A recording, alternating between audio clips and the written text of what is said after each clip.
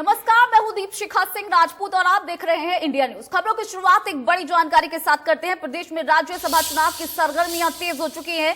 2 सीटों के लिए पार्टियों ने अभी तक पत्ते नहीं खोले हैं। कांग्रेस ने कल विधायक दल की बैठक बुलाई है।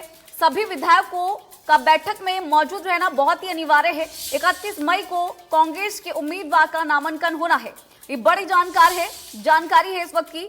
सभी विधायकों का बैठक में मौजूद रहना अनिवार्य होगा। बैठक काफी महत्वपूर्ण मानी जा रही है। ये आपको बता दें कि 31 मई को कांग्रेस उम्मीदवार का नामांकन होना है और इससे पहले ये बैठक भी रखी गई है। यहां आपको बताएं कि प्रदेश में राज्यसभा चुनाव की सरगर्मी तेज हो चुकी है। 2 सीटों के लिए पार्टियों ने अभी तक अपने अपने पत्ते नहीं खोले हैं। कांग्रेस ने कल बैठक बुलाई है विधायक दल की और यह आपको बता दें कि इस बैठक के अंदर जितने भी विधायक हैं उनका आना जरूरी है, यानी कि मौजूद रहना जरूरी है। 31 मई को कांग्रेस उम्मीदवारों का नामांकन होना है। यह जानकारी बेहद ही महत्वपूर्ण इस वक्त की। यहां पर आपको बता दें कि राज्यसभा के चुनाव आ रहे हैं। ऐसे में प्रदेश के अंदर सरगर्मियां देखने को मिल रही हैं, तेज हो चुकी है। 2 सीटों के लिए कौन सी पार्टी किसका नाम निकालेगी, ऐसे पत्ते अभी खोले नहीं गए हैं।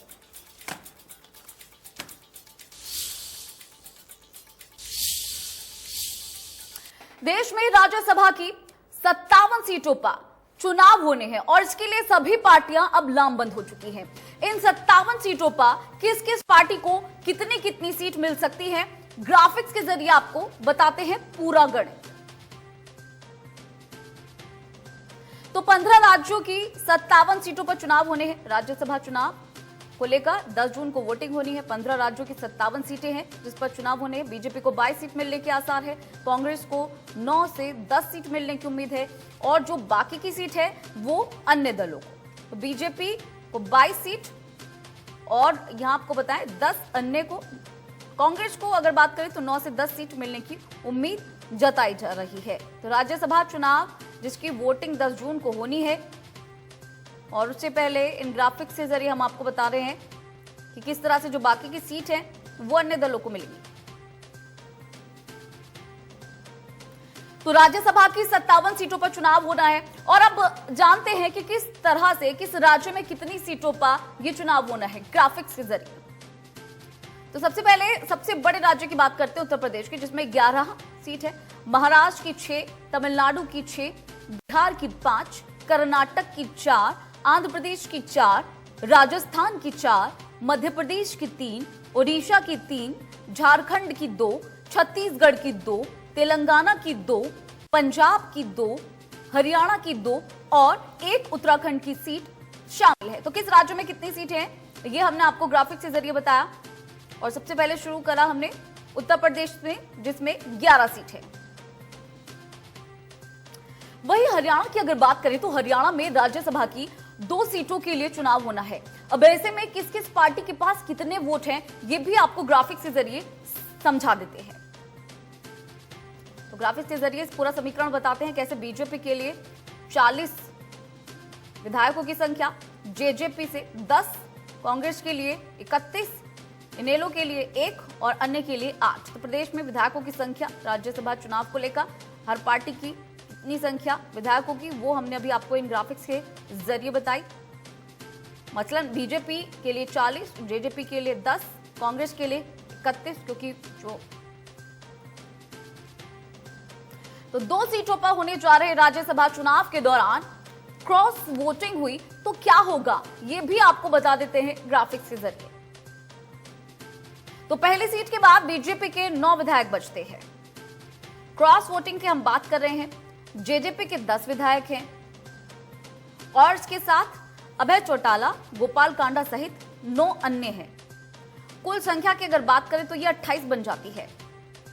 तो क्रॉस वोटिंग की हम बात कर रहे हैं, अगर होती है तो क्या होता है, कांग्रेस में फूट होने के बाद से बीजेपी दूसरी सीट पर उम्मीदवार उतार सकती है।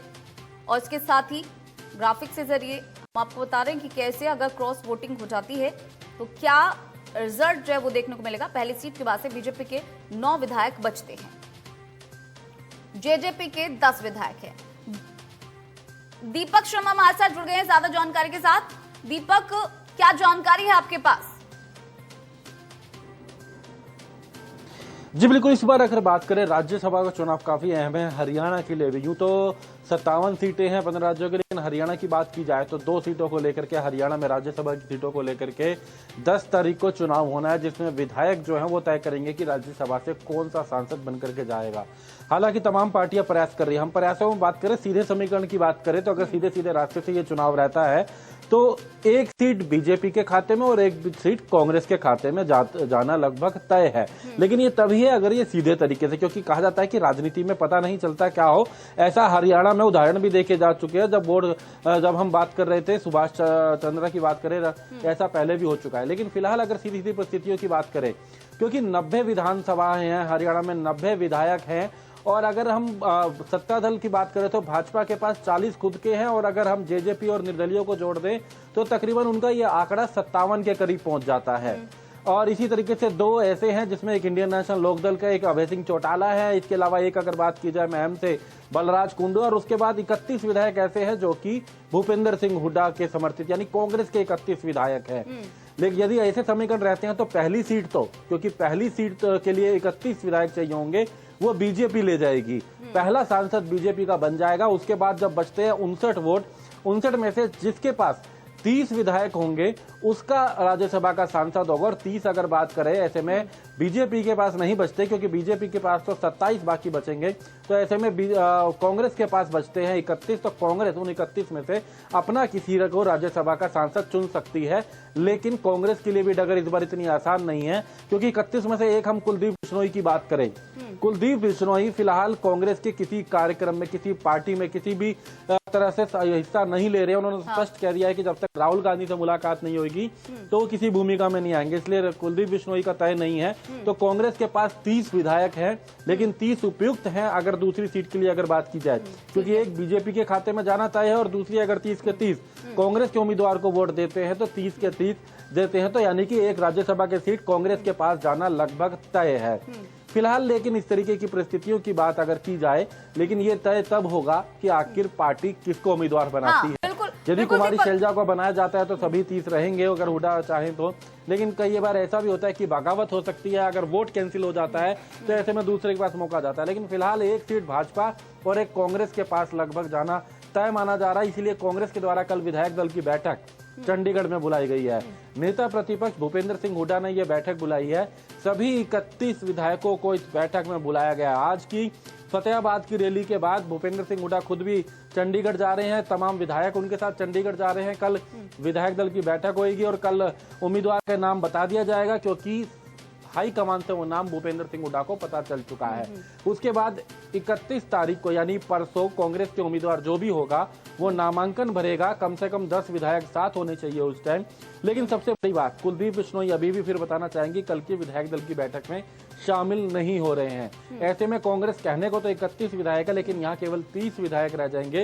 हालांकि 30 सीटों 30 विधायकों से कांग्रेस राज्यसभा में जा सकती है और साथ साथ एक और विधायक का समर्थन भी मिल सकता है। बलराज कुंडू की हम बात कर रहे हैं महम से, जो कभी बीजेपी समर्थित हुआ करते थे, बीजेपी के सहयोगी हुआ करते थे, लेकिन आज की डेट में सरकार के खिलाफ है, तो वो भी मिल सकते हैं। तो ऐसे में कल कांग्रेस की विधायक दल की बैठक है और उसके बाद कांग्रेस का जो भी उम्मीदवार होगा उसके नाम का कल ऐलान करने के बाद 31 तारीख को वो नामांकन भरेगा। तो हरियाणा में 2 सीटें हैं जिसमें एक बीजेपी और एक कांग्रेस के पास जाना लगभग तय माना जा रहा है। जी बिल्कुल दीपक, समीकरणों की आपने बात की, लेकिन एक बात तो तय है कि अभी तक उम्मीदवारों के जो चेहरे हैं दोनों ही पार्टी की तरफ से, जो पत्ते हैं वो नहीं खोले गए हैं। क्या लगता है किस तरीके के समीकरण बैठ रहे हैं और क्या लगता है कि कौन से चेहरे इस लिस्ट में शामिल है दोनों की तरफ से? जी बिल्कुल, समीकरणों की बात करें तो इस वक्त कांग्रेस के अंदर यूं तो कुमारी शैलजा का नाम लगभग तय माना जा रहा है। कुमारी शैलजा की अगर बात की जाए तो क्योंकि पूर्व में राज्यसभा की सांसद रह चुकी है, प्रदेश कांग्रेस की अध्यक्ष रह चुकी है, लेकिन उनका कार्यकाल खत्म होने के बाद उनकी जगह दीपेंद्र हुड्डा को वो मौका दिया गया था और दीपेंद्र हुड्डा राज्यसभा में चले गए थे। लेकिन अब इस बार जो है कुमारी शैलजा का नाम लगभग माना जा रहा है। लेकिन इसके साथ साथ रणदीप सिंह सुरजेवाला भी ये मांग कर रहे हैं कि उन्हें राज्यसभा से भेजा जाए। उन्होंने पार्टी के आगे ये बात करी है और ऐसे में ये पार्टी तय करेगी और भूपेंद्र सिंह हुड्डा को लगभग वो बता भी दिया गया है कि कौन होगा। अभी पत्ते नहीं खोले गए हैं। कल विधायकों की जब बैठक होगी तो उसके बाद कांग्रेस ये तय करेगी। चर्चा ये भी आई थी कि हाईकमान बाहर से किसी नेता का नाम भेज रहा था, लेकिन उसको लेकर के नाराजगी जताई गई थी भूपेंद्र हुड्डा समर्थित विधायकों के द्वारा।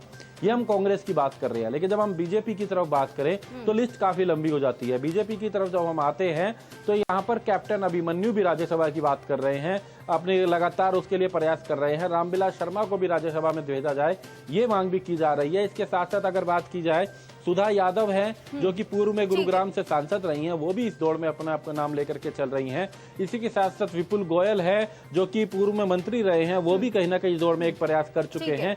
बीजेपी में ये लंबी लिस्ट है, लेकिन फिलहाल अगर बात की जाए, अभी तक भारतीय जनता पार्टी की तरफ से स्पष्ट नहीं किया गया है कि कौन हो सकता है राज्यसभा में भाजपा की तरफ से।